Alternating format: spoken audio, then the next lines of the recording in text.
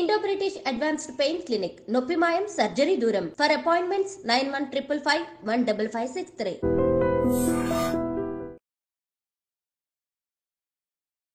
Hi guys, welcome to I dream. నేను మీ చాణక్య. మంచువారింట్లో అలజడి. అసలు ఏం జరుగుతుందో ఎవరికి ఏమర్థం కావట్లేదు. ఒక్కసారిగా తండ్రి మీద కొడుకు, కొడుకు మీద తండ్రి ఒకరినొకరు ఆ కంప్లైంట్స్ అనేది కూడా, పోలీస్ కంప్లైంట్స్ అనేది కూడా ఇచ్చుకున్నారు. అసలు ఏం జరుగుతుంది, ఏంటి, వీటన్నిటి గురించి కూడా మనం విశ్లేషించడానికి ఇప్పుడు మనతో పాటు కూడా సీనియర్ ఫిలిం జర్నలిస్ట్ అలాగే ఫిలిం క్రిటిక్ అయిన మరి అప్పాజీ గారు ఇప్పుడు మనతో పాటు ఉన్నారు. మరి ఆయన అడిగి తెలుసుకుందాం. సార్ నమస్తే. సార్ నమస్తే చాణక్య.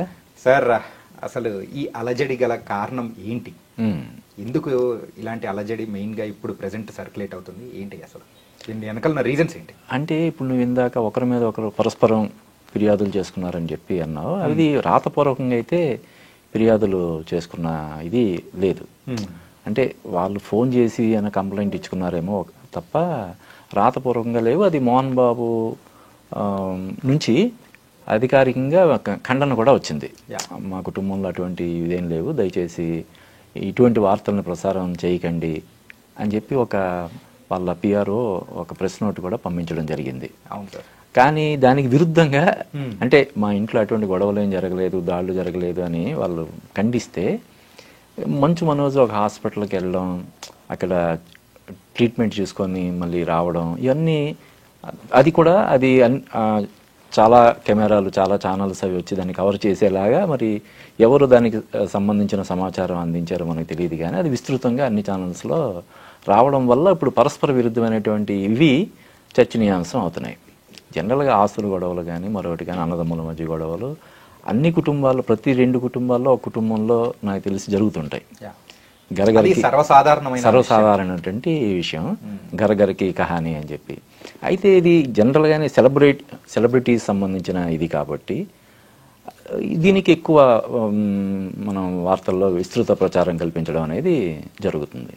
ఓకే సార్, ఏంటంటే మోహన్ బాబు గారి అనుచరుడు తన మీద దాడి చేశాడు అని చెప్పేసి మంచుగా మన మనోజ్ గారి వర్గం దగ్గర నుంచి కూడా వస్తూ ఉంది.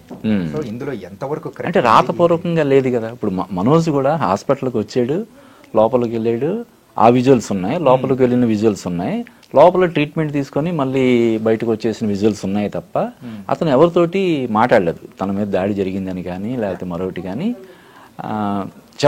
మాట్లాడలేదు. కాకపోతే అతను ఏదో ఒక విషయం ప్రూవ్ చేయాలనుకుంటున్నాడు, దానికి ఒక ఎవిడెన్స్ లాగా ఉండాలని కోరుకుంటున్నాడనే విషయం మాత్రం మనకి తెలుస్తుంది. మరి ఇది ఏ విధమైనటువంటి మలుపులు తీసుకుంటుందో మనం చూడాలి. అయితే చాణక్య, అంతకుముందు కూడా మంచు విష్ణు, మంచు మనోజ్ మధ్య ఇలా గొడవలు జరిగాయని చెప్పి వార్తలు రావడం, ఆరోపణలు చేసుకోవడం, మంచు మనోజ్ ట్వీట్ చేయడం, ఇవన్నీ జరిగాయి. తర్వాత అది జస్ట్ ఒక టీ కప్పులో తుఫాన్ లాగా అయిపోయింది. మనోజ్ వాటిని ఏదైతే తను ట్వీట్ చేశాడో అది డిలీట్ చేశాడు. తర్వాత మంచు విష్ణు అన్నాడు ఇది తను చేసే రియాలిటీ షోలో ప్రచారంలో భాగంగా చేశాడు ఇది అని చెప్పి తను అన్నాడు. మంచు మనోజ్ కూడా వాటన్నిటిని తోసిపుచ్చాడు. కాబట్టి ఇది కూడా ఒక 2-3 రోజుల్లో సద్దుమణిగా అవకాశం ఉంది. ఖచ్చితంగా వాళ్ళు కూర్చొని మాట్లాడుకొని సెటిల్ చేసుకునే అంశం కాబట్టి డెఫినెట్గా దీనికి కూడా అంటే మరీ రకరకాల మలుపులు తిరగడం, ఇంకా ఇది వివాదాస్పదం కావడం ఇటువంటి జరుగుతాయని నేను అనుకోవట్లేదు. త్వరలోనే దీనికి పూర్తిగా అంటే ఇక ముందు ఇటువంటి జరగకుండా ఆస్తులకు సంబంధించిన ఏదైనా అభిప్రాయ భేదాలు కానీ ఏమైనా ఉంటే సమస్య పోతుందని నేను అనుకుంటున్నాను. కానీ ఇంట్లో జరిగే మరి ఇష్యూస్ గురించి బయట వాళ్ళ కాన్సన్ట్రేషన్ ఎక్కువగా చూపించడం అనేది కూడా అంత కరెక్ట్ కాదేమో అని నేను అనుకుంటున్నాను. దీని గురించి మీరేమంటారు? అంటే శ్రీశ్రీ ఏదో ఒక ఇది ఉంటుంది, వ్యక్తుల ప్రైవేటు జీవితాలు వారి సొంతం, పబ్లిక్లోకి వస్తే ఏమైనా అంటామని చెప్పి. దీన్ని ఎవరైనా దీని గురించి చర్చించుకున్నారన్నా లేకపోతే డిబేట్ చేశారన్నా దాన్ని కూడా మనం తప్పు పట్టలేము. ఎందుకంటే సెలబ్రిటీ కదా, మోహన్ బాబు మామూలు ఇది కాదు కదా. ఆయన పద్మశ్రీ గ్రహీత, పెదరాయిల్ లాంటి ఎన్నో సూపర్ డూపర్ హిట్స్ ఉన్నాయి.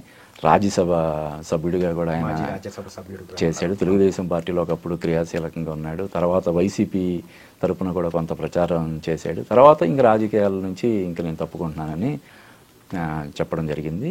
అంటే వీటన్నిటికంటే కూడా ఆయన నిర్వహించే తిరుపతిలో ఆయన నిర్వహించే విద్యానికేతన్ అనేది చాలా మన స్టేట్లోనే మన 2 రాష్ట్రాల్లో కూడా one of the leading education institutions. కాబట్టి ఆయన ఇన్స్టిట్యూషన్స్లో చదువుకున్న వాళ్ళే కొన్ని వేల మంది లక్షల మంది ఉంటారు.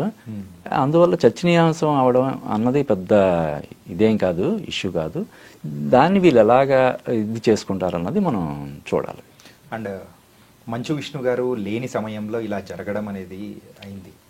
సో ఇప్పుడు మంచు విష్ణు గారు కూడా దుబాయ్ నుంచి రిటర్న్ వస్తున్నారు. ఓకే. సో వచ్చిన తర్వాత ఈ ఇష్యూని ఎలా ముందుకు తీసుకెళ్లే అవకాశాలు? అదే అందరూ కూర్చొని సాల్వ్ చేసుకుంటారని. అంటే ఇది నలుగురు నోళ్ళల్లో నానడం అనేది ఎవరికి మంచిది కాదు కదా. కాబట్టి ఖచ్చితంగా వాళ్ళు రిజాల్వ్ చేసుకుంటారు. అయితే ఇక్కడ నాకు పర్సనల్గా నాకేమనిపిస్తుందంటే ఇప్పుడు దీనికి సంబంధించి వివాదానికి సంబంధించిన ఏంటి ఆస్తులకు సంబంధించని కదా.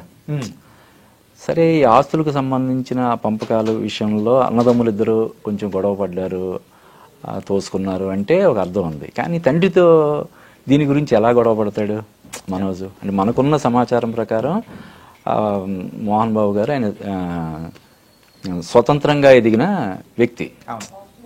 చిన్న స్థాయి నుంచి అంచెలంచెలుగా ఒక పెద్ద స్థాయికి ఎదిగిన వ్యక్తి. బహుశా ఇవన్నీ కూడా ఆయన సంపాదించినవే తప్ప వారసత్వంగా సంక్రమించిన ఆస్తులు ఎక్కువ ఉంటాయని నేను అనుకోవట్లేదు. ఉంటే 2 ఎకరాలు 3 ఎకరాలు అలాగా ఉంటాయేమో తప్ప ఇలాగ గొడవలు పడే రేంజ్లో ఉండే ఆస్తులు నాకు తెలిసి వారసత్వంగా ఆయనకి సంక్రమించి ఉండవు. మోహన్ బాబు గారి జీవిత చరిత్రను ఒకసారి తీసుకుంటే ఇప్పుడు వస్తున్న ప్రతి ఒక్క ఆస్పైరింగ్ యాక్టర్స్ గానీ ఒక బుక్ లాగా గైడ్ లాగా తీసుకోవచ్చు. అవును, అంటే అది చిన్న స్థాయి నుంచి ఒక డైరెక్షన్ డిపార్ట్మెంట్ లో వర్క్ చేసి తర్వాత విలన్ గా చేసి తర్వాత హీరోగా, అంటే ఏ పెద్ద హీరోకి తీసిపోనన్ని విజయాలు వరుసగా back to back black busters కొట్టి కలెక్షన్ కింగ్ అనే ఒక బిరుదుని సంపాదించుకొని రాజకీయాల్లో కూడా తనదైన ముద్ర వేసి ఈ రేంజ్కి వచ్చిన వ్యక్తి కుటుంబంలో ఇటువంటి జరగడం అనేది కొంచెం బాధాకరమైనప్పటికీ కూడా అన్ని కుటుంబాల్లో జరిగే ఇదే కదా. సెలబ్రిటీస్ కాబట్టి ఎక్కువ దాని గురించి